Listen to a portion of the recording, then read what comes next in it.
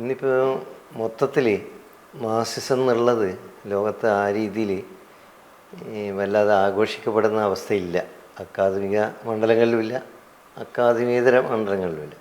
ഇപ്പോൾ ഈ കേരളത്തിൽ തന്നെ ഈ അമേരിക്കയിൽ നിന്നുള്ളൊരു നവ ചരിത്രകാരൻ മുമ്പ് വന്നപ്പോൾ സ്റ്റീഫൻ ഗ്രീൻബ്ലാറ്റ് എന്നാണ് എൻ്റെ ഓർമ്മ. അദ്ദേഹം പറഞ്ഞത്, അദ്ദേഹത്തിന് അഭിമുഖം പ്രസിദ്ധീകരിച്ചു വന്നിരുന്നു, പിന്നെ അവിടെ ഇങ്ങനെ ക്ലാസ് റൂമിൽ പോലും മാസ്റ്റേഴ്സ് എന്ന് പറയാൻ പറ്റാത്ത സാഹചര്യമാണ്. അതുകൊണ്ട് മാസ്റ്റേഴ്സ് തന്നെ പറയുന്നത്, പക്ഷേ അത് ഈ ന്യൂ ഹിസ്റ്റോറിസം എന്നൊക്കെയുള്ള പുതിയ ഫ്രെയിമിലാണ് എന്ന് പറയണ്ടേ. അപ്പോൾ അങ്ങനെ ഒരു സാഹചര്യം വാസ്തവത്തിൽ ഈ സോവിയറ്റ് കൊളാപ്സോട് കൂടി വേൾഡ് വൈഡായിട്ട് വന്നിട്ടുണ്ട്. അതൊരു യാഥാർത്ഥ്യമാണ്. അതേസമയം മാർക്സിസത്തിൻ്റെ സാധ്യതകൾ മുതലാളിത്തം നിലനിൽക്കുന്ന കാലത്തോളം നമുക്ക് നിഷേധിക്കാനും പറ്റില്ല. നിഷേധിക്കാൻ പറ്റില്ല എന്നല്ല, ആർക്കും നിഷേധിക്കാൻ പറ്റില്ല. കാരണം ഈ മുതലാളിത്തം കൂടുതൽ രൗദ്രഭാവത്തിലേക്ക് വളർന്നുകൊണ്ടിരിക്കുകയാണ്. കോർപ്പറേറ്റുകളാണെങ്കിൽ അതിൻ്റെ എല്ലാ അതിരുകളും ലംഘിച്ചുകൊണ്ട് ഹിംസാത്മകമായി തന്നെ പ്രവർത്തിക്കാൻ തുടങ്ങുകയാണ് എല്ലാ മണ്ഡലങ്ങളിലും. അപ്പോൾ അങ്ങനെയുള്ളൊരു സാഹചര്യത്തിൽ മാർക്സിൻ്റെ ഒരു തിരിച്ചുവരവ് പ്രവചിക്കാൻ ഇനിയൊരു പ്രവാചകൻ്റെ ആവശ്യമില്ല എന്ന് ഫ്രെഡറിക് ജെയിംസൺ നേരത്തെ തന്നെ പറയുന്നുണ്ട്. എന്ന് പറഞ്ഞാൽ അത്രയും അനിവാര്യമാണത്. പക്ഷേ അങ്ങനെ അനിവാര്യമെന്ന് പറയുമ്പോൾ പോലും എനിക്ക് തോന്നുന്നത് ഒരു പ്രധാനപ്പെട്ട ഒരു സംശയം, യഥാർത്ഥത്തിൽ ഈ മാർക്സിസം എന്നുള്ളത് അതിൻ്റെ ഒരു പ്രയോഗവും കൂടിയാണല്ലോ. അപ്പോൾ അതിനുള്ളൊരു കർത്തൃത്വ രൂപീകരണം ഇല്ലാത്ത കാലത്തോളം എങ്ങനെ അത് അതിൻ്റെ പ്രയോഗമണ്ഡലം സാക്ഷാത്കരിക്കുന്നുള്ളതാണ്. പ്രത്യേകിച്ച് ഈ രംഗത്ത് കൂടുതൽ സജീവമായി ഇപ്പം പ്രവർത്തിക്കുന്ന ഒരു പുതിയ തലമുറയിലുള്ള ഒരാളെന്നുള്ളതിൽ ശ്രീകുമാറിൻ്റെ ഒരു നിരീക്ഷണം എന്താ? ഈ മാർക്സിസത്തിൻ്റെ ഇപ്പോൾ ആഘോഷിക്കപ്പെടുന്നില്ല എന്നുള്ളത് ഒരു വലിയ പരിധി വരെ ശരിയാണ്. കാരണം അത് ആഘോഷിക്കപ്പെട്ട ഒരു ലോക സാഹചര്യം നിലനിൽക്കുന്നില്ല. മാർക്സിസം പൊതുവെ ആഘോഷിക്കപ്പെട്ടിരുന്നു എന്ന് നമ്മൾ പറയുന്ന കാലത്തും അതിന് ചില ആഘോഷത്തിന് ചില സവിശേഷതകളുണ്ടായിരുന്നു. ഒന്ന്, റഷ്യൻ വിപ്ലവത്തിന് ശേഷം ഉണ്ടായ ലോക സാഹചര്യം, ലോകത്ത് വിപ്ലവങ്ങൾ നടക്കാൻ സാധ്യതയുണ്ട് എന്ന് പൊതുവെ കരുതപ്പെട്ടിരുന്ന ഒരു സമയം.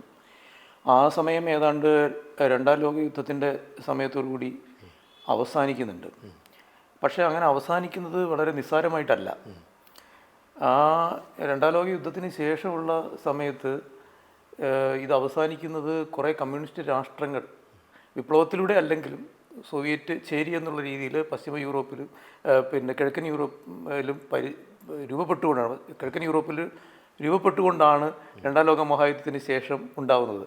അപ്പോൾ ലോകത്തിൻ്റെ 1/3 കമ്മ്യൂണിസ്റ്റ് ആയിരിക്കുന്നു എന്ന ഒരു നരേറ്റീവിന് സാങ്കേതികമായിട്ട് അന്ന് പ്രസക്തി ഉണ്ടായിരുന്നു. പ്രസക്തി എന്നല്ല, അന്ന് ആ സാങ്കേതികമായിട്ട് അത് സ്വീകരിക്കപ്പെട്ടിരുന്നു. സാങ്കേതികമായി ശരിയാണ്. അവിടെ ശരിക്കും കമ്മ്യൂണിസമാണോ അതോ മാർക്സിസം നടപ്പിലാക്കുകയാണോ, ലെനിസം തന്നെ അത്തരത്തിലുള്ള ചിന്തകൾക്കുള്ള ഒരു സാധ്യത ഇല്ലെങ്കിൽ പോലും ഈ നരേറ്റീവ്, അതായത് ലോകത്തിൻ്റെ 1/3 ഇന്ന് കമ്മ്യൂണിസ്റ്റ് രാജ്യങ്ങളാണ് എന്ന നരേറ്റീവ് വസ്തുനിഷ്ഠമായിരുന്നു, യാഥാർത്ഥ്യമായിരുന്നു. കമ്മ്യൂണിസ്റ്റ് പാർട്ടികൾ ഭരിക്കുന്ന സ്ഥലങ്ങളായിരുന്നു അതെല്ലാം. അപ്പോൾ അത്തരത്തിൽ അന്നത്തെ ആഘോഷത്തിനൊരു അടിസ്ഥാനം ഉണ്ടായിരുന്നു. എന്ന് മാത്രമല്ല, ശീതയുദ്ധത്തിൻ്റെ കാലമായപ്പോഴത്തേക്കും ഇനി ഫർദർ എക്സ്പാൻഷൻ പോസിബിൾ അല്ല. ഉള്ള സ്ഥലത്ത് നിന്നുകൊണ്ട് എങ്ങനെയാണ് മൂന്നാം ലോക രാജ്യങ്ങളിൽ കമ്മ്യൂണിസത്തിൻ്റെ സ്വാധീനം വർദ്ധിപ്പിക്കാൻ സാധിക്കുക എന്നുള്ള ഒരു ആഗോള കമ്മ്യൂണിസത്തിൻ്റെ ലക്ഷ്യത്തിൻ്റെ ഭാഗമായിട്ട് മൂന്നാം ലോക രാജ്യങ്ങളിൽ കമ്മ്യൂണിസം ആഘോഷിക്കപ്പെട്ടിട്ടുണ്ട്. ഇപ്പോൾ പ്രഭാത് ബുക്കോസിൻ്റെയൊക്കെ കൃതികൾ നൊസ്റ്റാൾജി ആയിട്ടാണല്ലോ കേരളത്തിൽ കാണുന്നത്. അത് വരുന്നതിൻ്റെ ഒരു സാഹചര്യം ഈ ശീതയുദ്ധത്തിൻ്റെ സാഹചര്യവും സോവിയറ്റ് യൂണിയൻ അതിനു വേണ്ടി പണം മുടക്കുന്നതും അവരുടെ റിസോഴ്സസ് അതിനു വേണ്ടി ഉപയോഗിക്കുന്നതുമായിട്ടുള്ളൊരു സാഹചര്യമാണ്. ഇപ്പം നമ്മുടെ ഇന്ത്യയിൽ തന്നെ പ്രഭാത് ബുക്കോസ് പ്രസിദ്ധീകരിക്കുന്നത് പോലെ ഈ അവിടുത്തെ ചിൽഡ്രൻസ് ലിറ്ററേച്ചറും അവിടുത്തെ ലിറ്ററേച്ചറും സാഹിത്യവും ഒക്കെ തന്നെ എല്ലാ ഭാഷകളിലും അക്കാലത്ത് പ്രസിദ്ധീകരിക്കുന്നുണ്ട്. മോസ്കോയിൽ അന്ന് എല്ലാ ഭാഷകളിൽ നിന്നും ഇന്ത്യയിൽ നിന്നുള്ള ആൾക്കാരെ ജോലിക്ക് നിയോഗിച്ചിട്ടുണ്ട് ഈ പുസ്തകങ്ങൾ ട്രാൻസ്ലേറ്റ് ചെയ്യാൻ വേണ്ടിയിട്ട്. മാർക്സിൻ്റെ കൃതികൾ, എംഗൽസിൻ്റെ കൃതികൾ, ലെനിൻ്റെ കൃതികൾ തമിഴിലിറങ്ങി, തെലുങ്കിലിറങ്ങി, കന്നഡയിലിറങ്ങി, ഹിന്ദിയിലിറങ്ങി, ബംഗാളിയിലിറങ്ങി, മലയാളത്തിലിറങ്ങി. ഇത് കേരളത്തിൽ മാത്രം ഉണ്ടായ പ്രതിഭാസം. എല്ലാ ഭാഷകളിലും വന്ന് സോവിയറ്റ് യൂണിയൻ അത് ഇറക്കുന്നുണ്ട്. ഇതിനൊക്കെ വലിയ റിസോഴ്സസ് ചിലവായി. അപ്പോൾ നമ്മൾ യഥാർത്ഥത്തിൽ ഇത് ആഘോഷം എന്ന് വിചാരിച്ചിരുന്നതിൻ്റെ പിന്നിൽ ഒരു എസ്റ്റാബ്ലിഷ്മെൻറ്റിൻ്റെ കരുതലും നീക്കങ്ങളും സൈനികമായ മുന്നൊരുക്കങ്ങളും എല്ലാം ഉണ്ടായിരുന്നു. പക്ഷെ അക്കാലത്ത് സംഭവിക്കാതെ പോയ ചിലത് ഈ സോവിയറ്റ് യൂണിയൻ്റെ പതനത്തിന് ശേഷം സംഭവിച്ചു. അപ്പോൾ വ്യത്യസ്തമായ രീതിയിലുള്ള ഒരു ആഘോഷത്തിനുള്ള അവസരം അത് ഉണ്ടാക്കി. അത് മാർസിൻ്റെ തന്നെ പ്രധാനപ്പെട്ട അവഗണിക്കപ്പെട്ടിരുന്ന ചില നോട്ട് ബുക്കുകളും കുറിപ്പുകളും ലേഖനങ്ങളും ഒക്കെ പുനരവലോകനം ചെയ്യാനുള്ള ഒരു അവസരം ഉണ്ടായി. അത് പല കാലഘട്ടങ്ങളിലായിട്ടാണ് ഉണ്ടായത്. ഉദാഹരണത്തിന് മഷ്കൻ അറിയാലോ, 30കളുടെ തുടക്കത്തിലാണ് എക്കണോമിക് ആൻഡ് ഫിലോസഫിക്കൽ മാനുസ്ക്രിപ്റ്റ് പ്രസിദ്ധീകരിക്കപ്പെടുന്നത്. ആ ഒരു ചെറിയ അദ്ദേഹത്തിൻ്റെ ആദ്യകാല രചന അത് പ്രസിദ്ധീകരിച്ചത് തന്നെ മാർക്സിസത്തിൻ്റെ ഉള്ളിൽ ചർച്ചയ്ക്ക് എത്ര വലിയ സ്കോപ്പാണ് ഉണ്ടാക്കിയതെന്നുള്ളത് നമുക്ക് മറക്കാൻ സാധിക്കില്ല. അതിനുശേഷം പിന്നെ ചൈനീസ് വിപ്ലവത്തിന് ശേഷം ഗുന്ദ്രിസ് പ്രസിദ്ധീകരിച്ചു. അതിനുശേഷമാണ് യഥാർത്ഥത്തിൽ ഈ ആന്ത്രോപോളജിക്കൽ നോട്ട്ബുക്സും മറ്റ് നോട്ട്ബുക്കുകളും ഒക്കെ പ്രസിദ്ധീകരിക്കപ്പെടുന്നത്. അപ്പോൾ അത് പ്രസിദ്ധീകരിച്ച് കഴിഞ്ഞപ്പോഴേക്കുമാണ് യഥാർത്ഥത്തിൽ മാർക്സിസത്തിന് വ്യത്യസ്തമായ ഒരു ചലനാത്മകതയുണ്ട്, ആന്തരികമായൊരു ചലനാത്മകതയുണ്ട്. അത് കമ്മ്യൂണിസ്റ്റ് പാർട്ടികളുമായി ബന്ധപ്പെട്ട് മാത്രമല്ല. അപ്പോൾ അതുമായി ബന്ധപ്പെട്ട ഒരു കർത്തൃത്വ രൂപീകരണം എന്ന് പറയുന്നത് ഇനിയും നടക്കേണ്ടതാണ്. അത് ഓൾറെഡി മാർക്സ് പറഞ്ഞതുപോലെ ഒരു തൊഴിലാളി വർഗത്തിൻ്റെ കർത്തൃത്വത്തിലേക്ക് മാത്രം നമുക്ക് ബന്ധിപ്പിച്ചിടാൻ പറ്റുന്നതല്ല. മറ്റുള്ള സാമൂഹ്യ അവസ്ഥയിലുള്ള എന്താ പറയുക, വർഗമെന്ന് നമ്മൾ പറയുമ്പോഴത്തേക്ക് ഒരു വിശാലമായ അർത്ഥത്തിൽ മുതലാളി വർഗമല്ലാത്ത സാമാന്യ ജനവിഭാഗങ്ങളുടെ വിവിധ തരത്തിലുള്ള ബഹുവിധമായിട്ടുള്ള ഉത്പാദന ഉപകരണങ്ങളുമായിട്ടും വ്യത്യസ്തമായ ബന്ധങ്ങളുള്ള ചെറുകിട കർഷകൻ, മറ്റു കർഷകർ, മൾട്ടിറ്റ്യൂഡ് എന്നുള്ള അർത്ഥത്തിലേക്ക് പറയാൻ വന്നതാണ്. മൾട്ടിറ്റ്യൂഡിൻ്റെ പ്രശ്നങ്ങളുണ്ട്. പക്ഷേ ആ ഒരു അർത്ഥത്തിൽ ഒരു കർത്തൃത്വ രൂപീകരണത്തെക്കുറിച്ചും ചർച്ച ചെയ്യുമ്പോൾ ഈ മാർക്സിൻ്റെ പുതിയ കൃതികളിൽ നിന്നല്ലെങ്കിൽ പുതുതായി കണ്ടെത്തിയ കൃതികളിൽ നിന്നുള്ള ഇൻസൈറ്റ്സ് കൂടി പ്രധാനമാണ് എന്ന ഒരു ചിന്തയിലാണ് നമ്മൾ മാഷ് നേരത്തെ സൂചിപ്പിച്ച പുതിയ ഒരാഘോഷത്തിൻ്റെ സാഹചര്യം ഉണ്ടാവുന്നത്. അത് ഈ ശീതയുദ്ധത്തിന് ശേഷമുള്ള കാലഘട്ടത്തിൽ ശീതയുദ്ധത്തിൻ്റെ കാലത്ത് കമ്മ്യൂണിസത്തിനുണ്ടായിരുന്നൊരു ആഗോള അച്ചടക്കമുണ്ട്. ആ ആഗോള അച്ചടക്കം കൂടി ഈ സോവിയറ്റ് യൂണിയൻ്റെ പതനത്തോടെ ഇല്ലാതാകുന്നുണ്ട്. ആ അച്ചടക്കരാഹിത്യത്തിൽ നിന്നാണ് ഈ പുതിയ ചിന്തകൾ ഉണ്ടായിട്ടുള്ളത്. അതേസമയം നമ്മളിപ്പോൾ ഈ ശ്രീമാർ ഇപ്പോൾ പറഞ്ഞ പോലെ സോവിയറ്റ് യൂണിയനും അതിൻ്റെ ഒരു സാന്നിധ്യവും ഇടപെടലും രാഷ്ട്രീയ ഇച്ഛാശക്തിയും ഒക്കെയാണല്ലോ ക്യൂബൻ വിപ്ലവം ഉൾപ്പെടെ ഒരുപാട് സംഭവങ്ങൾക്ക് ലോകത്ത് പ്രചോദനവും അതിൻ്റെ ഊർജവും നൽകിയിട്ടുള്ളത്.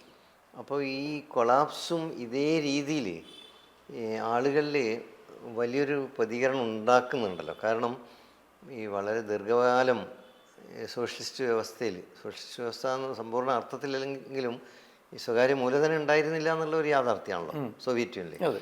അപ്പോൾ ഈ മൂലധനം ഈ സ്വകാര്യ മണ്ഡലത്തിൽ നിലനിർത്താത്തത് കൊണ്ട് മാത്രം ഈ സാമൂഹികമായിട്ടുള്ളൊരു മുന്നേറ്റം മനുഷ്യനെ സംബന്ധിച്ചിടത്തോളം സാധ്യമാണോ എന്നുള്ള ചോദ്യം എറിക് ഫോമൊക്കെ നേരത്തെ ചോദിക്കുന്നുണ്ട്.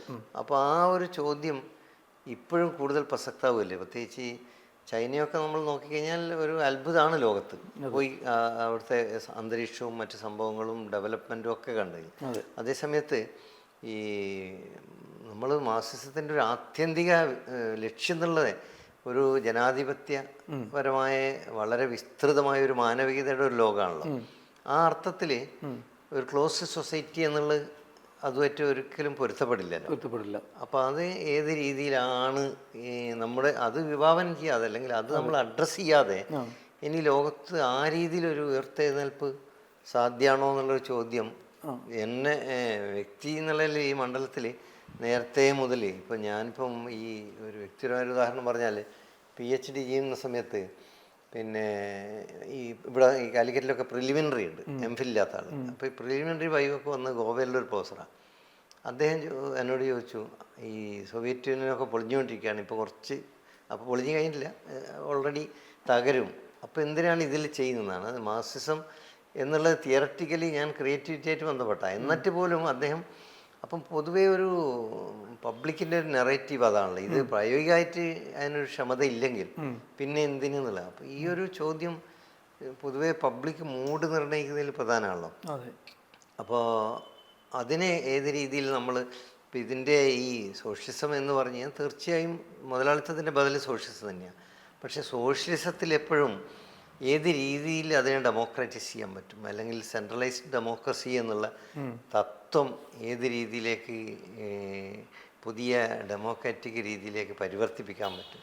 ഇത്തരം ചോദ്യമൊന്നും ലോകത്തിലുള്ള മാർക്സിസ്റ്റ് അക്കാഡമീഷ്യൻസും അഡ്രസ്സ് ചെയ്യുന്നതായിട്ട് എൻ്റെ ശ്രദ്ധയിൽപ്പെട്ടിട്ടില്ല. ചിലപ്പം വരുന്നുണ്ടാവുമല്ലോ, നമ്മൾ കണ്ടോളുന്നില്ലല്ലോ.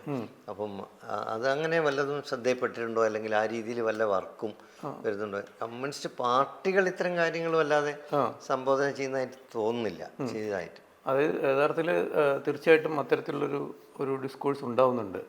അതിനുള്ള കാരണമെന്ന് പറയുന്നത് ഈ മാർക്സിൻ്റെ അവഗണിക്കപ്പെട്ട് കിടന്നിരുന്ന കൃതികളും രചനകളും ഉണ്ടല്ലോ, അതിൽ ഉത്തരം ഉണ്ടായിരുന്നത് ഇതിനകം ലോക വേദിയിൽ മാർക്സുമായി ബന്ധപ്പെട്ട് ഉന്നയിച്ചിരുന്ന ചില ചോദ്യങ്ങൾക്കുള്ള ഉത്തരങ്ങൾ കൂടിയായിരുന്നു. എല്ലാ കാലത്തേക്കുള്ള ഉത്തരങ്ങൾ എന്നുള്ള രീതിയിലല്ല. ഉദാഹരണത്തിന് ഈ സോവിയറ്റ് യൂണിയൻ്റെ നേരത്തെ മാഷ് പറഞ്ഞ പോലെ ആ സോഷ്യലിസത്തിന് പല പരിമിതികളും ഉണ്ടായിരുന്നു. ഇപ്പോൾ ചൈനയുടെ ഒരു മുതലാളിത്ത വികാസം എന്ന് പറയുന്നതിനകത്ത് കമ്മ്യൂണിസം എങ്ങനെയാണ് ബന്ധപ്പെടുന്നത് എന്നുള്ളതിനെക്കുറിച്ചുള്ള സൈദ്ധാന്തിക പ്രായോഗിക ചോദ്യങ്ങളുണ്ട്. പക്ഷെ ഇതിനൊക്കെ അപ്പുറത്ത് മാർക്സിനെ ആളുകൾ മനസ്സിലാക്കിയിരുന്നത് പ്രധാനമായും ഈ സോവിയറ്റ് നരേറ്റീവിൻ്റെ ഉള്ളിലായിരുന്നു. അപ്പോൾ ഒരു സോവിയറ്റ് യൂണിയൻ പ്രധാനമായും മുതലാളിത്ത രാജ്യങ്ങളുമായിട്ട് മൂലധനം സോഷ്യലിസം വന്നിട്ടുണ്ടെങ്കിൽ ഉൽപ്പാദന ശക്തികൾ മുതലാളിത്തത്തിനേക്കാൾ കൂടുതൽ വികസിക്കും എന്ന ആ ഒരു നരേറ്റീവിനെ സ്ഥാപിക്കാനുള്ള എക്സ്പെരിമെൻ്റ് ആയിട്ടാണ് യഥാർത്ഥത്തിൽ സോവിയറ്റ് യൂണിയൻ തന്നെ മനസ്സിലാക്കിയതും സോവിയറ്റ് യൂണിയനിലെ കമ്മ്യൂണിസ്റ്റ് പാർട്ടി തന്നെ മനസ്സിലാക്കിയതും അങ്ങനെയാണ് ലോകം മനസ്സിലാക്കേണ്ടതെന്ന് സോവിയറ്റ് യൂണിയനിലെ കമ്മ്യൂണിസ്റ്റ് പാർട്ടി വിചാരിച്ചിരുന്നത്. അതായത് സോഷ്യലിസം ഉൽപ്പാദന ശക്തി എന്നുള്ള രീതിയിൽ മുതലാളിത്തത്തെക്കാൾ മെച്ചപ്പെട്ട ഒന്നാണ്. അതുകൊണ്ട് കൂടുതൽ ഉൽപ്പാദന ശേഷി ഉണ്ടായിരിക്കും, കൂടുതൽ റിസോഴ്സസ് ഉൽപ്പാദിപ്പിക്കപ്പെടും, കൂടുതൽ വെൽത്ത് ഉൽപ്പാദിപ്പിക്കപ്പെടും, സ്റ്റേറ്റിൻ്റെ കീഴിലായിരിക്കുമെന്നേ ഉള്ളൂ. പക്ഷേ മുതലാളിത്തത്തെക്കാൾ മെച്ചപ്പെട്ട എന്ന് പറയുന്നത് ജീവിത നിലവാരമാണ്. ജീവിത നിലവാരം മുതലാളിത്തത്തിനേക്കാൾ മെച്ചപ്പെട്ടതായിരിക്കും സോഷ്യലിസത്തിൽ എന്നുള്ള ആ ഒരു ലീനിയർ നരേറ്റീവ് എസ്റ്റാബ്ലിഷ് ചെയ്യുന്നതിനുള്ള ഏറ്റവും നല്ല എക്സാമ്പിൾ എന്നുള്ള രീതിയിലാണ്, ഉദാഹരണം എന്നുള്ള രീതിയിലാണ് സോവിയറ്റ് യൂണിയനെ പ്രൊജക്റ്റ് ചെയ്യുന്നത്. അപ്പോൾ ആ കാലഘട്ടത്തിൽ ലോകത്തിൽ ആഗോളതലത്തിൽ മാർക്സിസ്റ്റുകൾക്ക് ചോദിക്കാൻ പറ്റാതിരുന്ന ചില ചോദ്യങ്ങളുണ്ടായിരുന്നു. ഉദാഹരണത്തിന് ആ കാലഘട്ടത്തിലാണ് പ്രധാനമായും മാർക്സത്തിന് പുറത്ത് മാർക്സ് ഉത്തരം പറയേണ്ട ധാരാളം പ്രശ്നങ്ങളുണ്ടായത്. ഒന്ന് നേരത്തെ മാർക്സ് സൂചിപ്പിച്ച പോലെ തന്നെ ജനാധിപത്യം എന്താണ് എന്നുള്ളത്, അതുപോലെ തന്നെ പരിസ്ഥിതിയുമായി ബന്ധപ്പെട്ട് എന്ത് നിലപാടെടുക്കണം എന്നുള്ളത്, ജെൻഡർ ക്വസ്റ്റ്യനിൽ എന്ത് നിലപാടെടുക്കണം എന്നുള്ളത്, ഇങ്ങനെയുള്ളതൊന്നും ഒരർത്ഥത്തിൽ തുടക്കത്തിൽ ഒരു വലിയൊരു കൺസേൺ കമ്മ്യൂണിസ്റ്റ് പാർട്ടികളുടേതായിരുന്നില്ല. പക്ഷേ അതിന് പുറത്ത് സാമൂഹിക പ്രസ്ഥാനങ്ങൾ ഇത്തരം ചോദ്യങ്ങൾ ധാരാളമായിട്ട് ഉന്നയിക്കുകയും അവരുടെ പ്രധാന വിമർശനം എന്തായിരുന്നു? മാർക്സിസത്തിനോ ഞങ്ങളീ ഉന്നയിക്കുന്ന പ്രശ്നങ്ങൾക്ക് മറുപടിയില്ല, അതുകൊണ്ട് തന്നെ ഇത് കാലഹരണപ്പെട്ടിരിക്കുന്നു, ഇതിന് പ്രസക്തിയില്ല. ഇതായിരുന്നു പ്രധാനമായും ഉയർന്നു വന്ന അത് പ്രസക്തമാണ്. കാരണം വെച്ചാൽ അന്ന് യഥാർത്ഥത്തിൽ മാർക്സ് എന്താണ് ഇങ്ങനെയുള്ള കാര്യങ്ങളെപ്പറ്റി പറഞ്ഞിരിക്കുന്നത് എന്നുള്ളതിനെപ്പറ്റി ഒരു ധാരണയില്ല. ഈ കൃതികളൊന്നും വെളിച്ചം കണ്ടിട്ടില്ല, വെളിച്ചം കണ്ട കൃതികൾ തന്നെയും വായിക്കപ്പെട്ടിട്ടില്ല. അപ്പോൾ അതിനുശേഷം ഇത് അദ്ദേഹത്തിൻ്റെ ഈ മൂലധനം എഴുതിയതിന് ശേഷമുള്ള അദ്ദേഹത്തിൻ്റെ കൃതികൾ പ്രധാനമായിട്ടും അദ്ദേഹം ആ കാലഘട്ടം ഉപയോഗിച്ചത് മൂലധനത്തിനെ ഡിഫെൻഡ് ചെയ്യാനാണ്. സ്വാഭാവികമാണ്, നമ്മളൊരു പുസ്തകം എഴുതി അതിനെതിരെ വിമർശനം വന്നാൽ അതിനെ പ്രതിരോധിക്കേണ്ട ഒരു ആവശ്യമുണ്ട്. മൂലധനം പോലൊരു കൃതി വലിയ വിമർശനങ്ങളാണ് വിളിച്ചു വരുത്തിയത്. അദ്ദേഹം പ്ലേജറിസ്റ്റ് ആണെന്ന് തൊട്ട് ഇത് നിലവാരമില്ലാത്ത രാഷ്ട്രീയ സമ്പദ്ശാസ്ത്രമാണെന്ന് വരെയുള്ള, വെറും രാഷ്ട്രീയ സമ്പദ്ശാസ്ത്രമാണെന്ന് വരെയുള്ള വലിയ രീതിയിലുള്ള വിമർശനങ്ങളാണ് ഉണ്ടായത്. അപ്പോൾ അതിനൊക്കെ കാര്യകാരണ സഹിതം മറുപടി പറയേണ്ട ഒരു ബാധ്യത ആ ഡെക്കേഡിൽ അദ്ദേഹത്തിനുണ്ട്. ഈ 65-75 ഡെക്കേഡിലുണ്ട്. 81 മരിച്ചുപോയി എന്നുള്ളത് നമ്മൾ ആലോചിക്കണം. അപ്പോൾ ഈ 83 മരിച്ചുപോയി എന്നുള്ളത് നമ്മൾ ആലോചിക്കണം. അപ്പോൾ ഈ ഒരു ഡെക്കേഡിൽ പ്രധാനമായിട്ടും അദ്ദേഹത്തിൻ്റെ ഒരു എന്താണ് കൺസേൺ എന്ന് പറയുന്നത് ഇതിന് മറുപടി പറയലാണ്. പക്ഷേ ആ സമയത്ത് തന്നെയാണ് വളരെ വ്യത്യസ്തമായ രീതിയിൽ ഈ സാങ്കേതിക ഈ നാച്ചുറൽ സയൻസിനെ കുറിച്ചിട്ടുള്ള വായനകൾ അദ്ദേഹം നടത്തുന്നത്.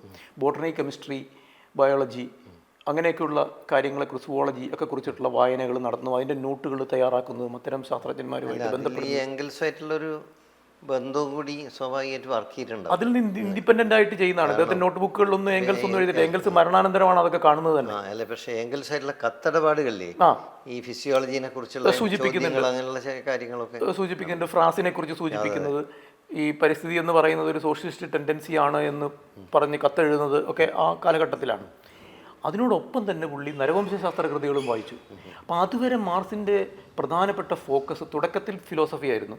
പക്ഷെ അത് കഴിഞ്ഞ് വളരെ പെട്ടെന്ന് അദ്ദേഹം രാഷ്ട്രീയ സമ്പദ്ശാസ്ത്രത്തിലേക്ക് മാറുന്നുണ്ട്. ഇപ്പോൾ ഫിലോസഫിയോട് വിട പറയുന്നില്ലെങ്കിൽ പോലും ഫിലോസഫിയെ രാഷ്ട്രീയ സമ്പദ്ശാസ്ത്രവുമായിട്ട് ബന്ധിപ്പിച്ചുകൊണ്ടാണ് മാർസിൻ്റെ പ്രധാനപ്പെട്ട കൃതികൾ, ഇപ്പോൾ ഗുന്ദ്രസ് ആണെങ്കിലും ക്രിട്ടിക്കൽ പൊളിറ്റിക്കൽ ഇക്കോണമി ആണെങ്കിലും ഫൈനലി ക്യാപിറ്റൽ ആണെങ്കിലും വരുന്നത്. ജർമ്മൻ ഐഡിയോളജി അതിൻ്റെ ഒരു ത്രെഡ് വരുന്നുണ്ട്. ഇപ്പം നമുക്കറിയാം അത് പുതിയ ത്രെഡ് അല്ല, കാരണം എക്കണോമിക് ആൻഡ് ഫിലോസഫിക്കൽ മാനുസ്ക്രിപ്റ്റ്സ് കിട്ടിയപ്പോൾ നേരത്തെ തന്നെ അദ്ദേഹം ചെറുപ്പത്തിൽ തന്നെ ഈ ഒരു ഫിലോസഫി, അതെ, ഫിലോസഫിയും രാഷ്ട്രീയ സമ്പദ്ശാസ്ത്രം എക്കണോമിക്സും തമ്മിലുള്ള ഒരു ബന്ധം പുള്ളിയുടെ ഒരു മേജർ കൺസേൺ ആയിരുന്നുള്ളത് തെളിയുന്നുണ്ട് നേരത്തെ തന്നെ.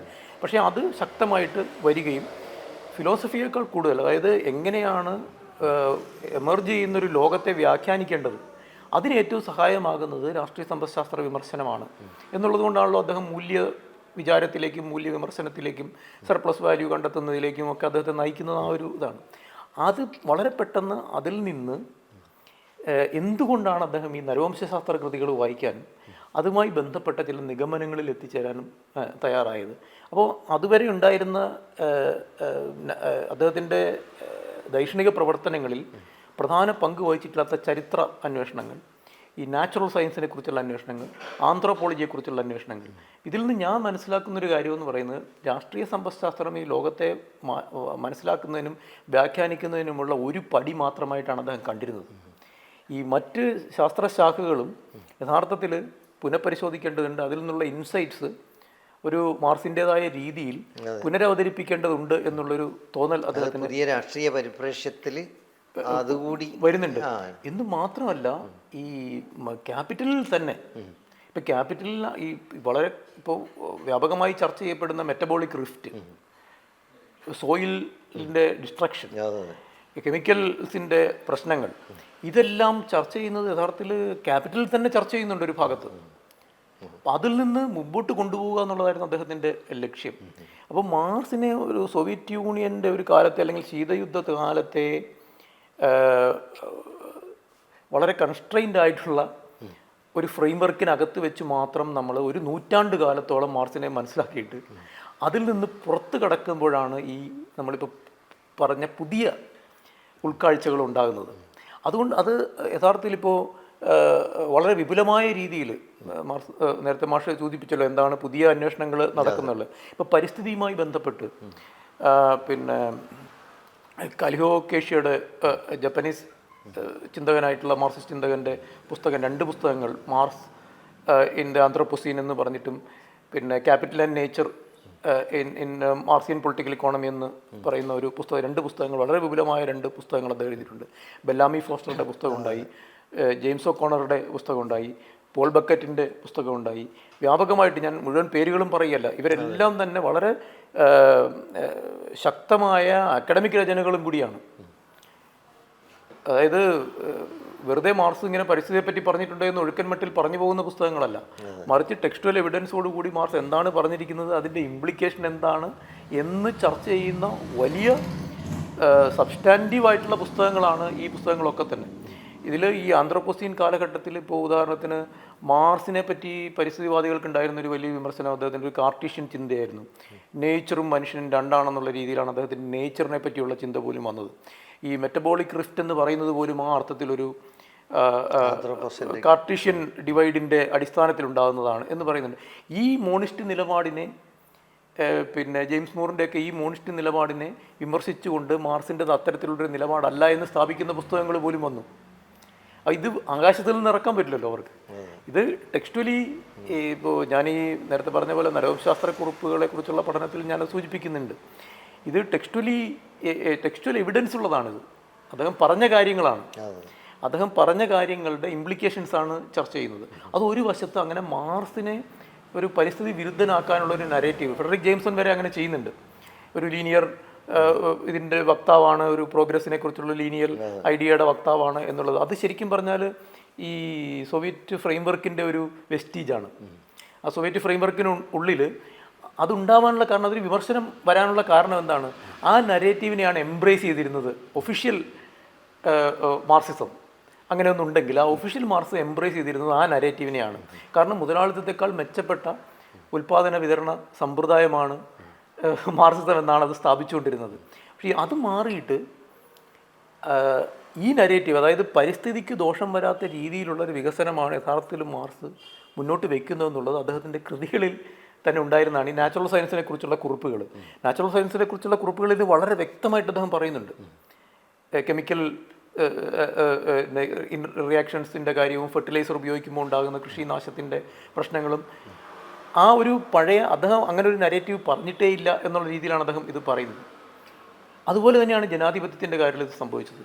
ജനാധിപത്യത്തിൻ്റെ കാര്യത്തിൽ എന്താണ് നമ്മൾ വിചാരിച്ചുകൊണ്ടിരുന്നത്? മാർക്സിസം മുതലാളിത്തത്തെ അംഗീകരിക്കുന്നുണ്ട്. കാരണം എന്താണ്? സ്വാതന്ത്ര്യവും ജനാധിപത്യവും മുതലാളിത്തത്തിൻ്റെ സംഭാവനയാണ് ലോകത്ത്. നരവംശാസ്ത്ര കുറിപ്പുകളിൽ മാർക്സ് പറയുന്നത് തെറ്റായിരുന്നു. അങ്ങനെ ഒരു വിചാരം ഉണ്ടെങ്കിൽ അത് തെറ്റാണ്. കാരണം ഇറുഗ്വോയ് കോൺഫെഡറസിയുടെ ജനാധിപത്യ ബോധം എന്ന് പറയുന്നത് ജനപ്രതിനിധികളെ തിരിച്ചു വിളിക്കാനുള്ള അവകാശം കൂടി ഉണ്ടായിരുന്നതാണ്. സ്ത്രീകൾക്ക് വോട്ടവകാശം കൊടുക്കുന്നതും സ്ത്രീകൾക്ക് ജനപ്രതിനിധികളെ തിരിച്ചു വിളിക്കാനുള്ള അവകാശം കൊടുക്കുന്നതുമാണ്. അതല്ലേ യഥാർത്ഥ ജനാധിപത്യം എന്ന് ഇതിൽ മാർക്സ് മാർജിനിൽ ചോദിക്കുന്നുണ്ട്. അപ്പോൾ അദ്ദേഹത്തിൻ്റേതായി നമ്മൾ പരിചയപ്പെട്ട ഒരു ഡിസ്കോഴ്സ് മാറ്റി വെച്ചുകൊണ്ട് മാത്രമേ ഈ പുതിയ മാർക്സിനെ കുറിച്ച് ആലോചിക്കാൻ പറ്റുകയുള്ളൂ എന്നൊരു സാഹചര്യം ഈ കൃതികളുടെ വിവർത്തനവും ഈ നോട്ട്ബുക്കുകളുടെ വിവർത്തനവും പബ്ലിക്കേഷനും മൂലം ഉണ്ടായിട്ടുണ്ട്. അത് അദ്ദേഹത്തിൻ്റെ മുൻകാല കൃതികളുമായിട്ടുള്ള ബന്ധവും ചർച്ച ചെയ്യുന്നുണ്ട്. അപ്പോൾ ആ അർത്ഥത്തിലാണ് ഞാൻ ഈ മാർക്സ് നേരത്തെ പറഞ്ഞ പ്രശ്നത്തിലൂടെ റെസ്പോണ്ട് ചെയ്യുന്നത്.